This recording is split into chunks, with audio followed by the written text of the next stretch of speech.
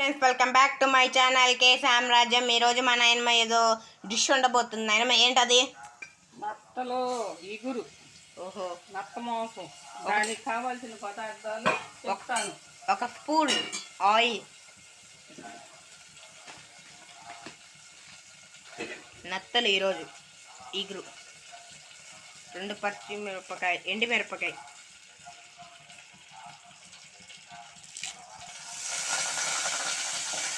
ఇదేంటమ్మా? కరేపాకు,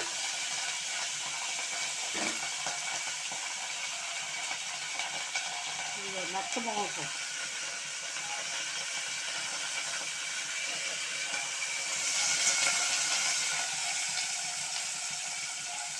దానికి కావాల్సిన పదార్థాలు ఉల్లిపాయ, టమాటా, పచ్చిమిరకాయ.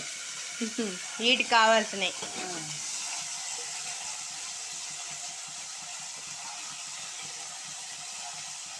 ఇంకా మగ్గిన తర్వాత సొరకాయ. ఇంట్లోదే కదా.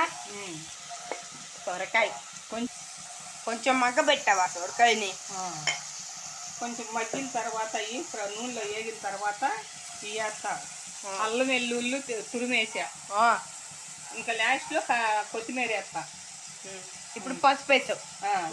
మళ్ళీ కొంచెం సేపు ఆగిన తర్వాత అది మగ్గిన తర్వాత చూపిస్తా. మగ్గింది.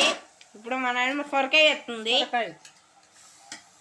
దీనికి కావాల్సిన పదార్థాలు కారం 2 స్పూన్లు. కొంచెం ఈ కూరకి కొంచెం ఎక్కువ పెట్టాలి. కారం 2.5 స్పూన్లు ఎక్కువ. 2.5.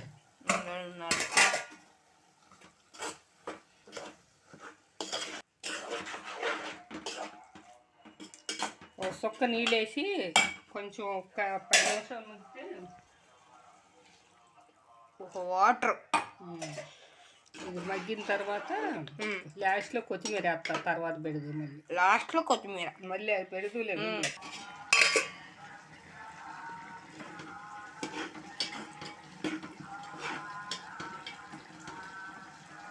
అమ్మా, మళ్ళీ ఒకసారి మొత్తం చెప్పు. నత్త కూర, సొరకాయ, 2 టమాటాలు, ఒక ఉల్లిపాయ, కొంచెం అల్లం. కూర అయిపోయింది. బాగుంది. కూర బాగా రుచిగా ఉంది. మీరు కూడా ఒకసారి ట్రై చేసి ఎలా ఉందో కామెంట్ రూపంలో చెప్పండి.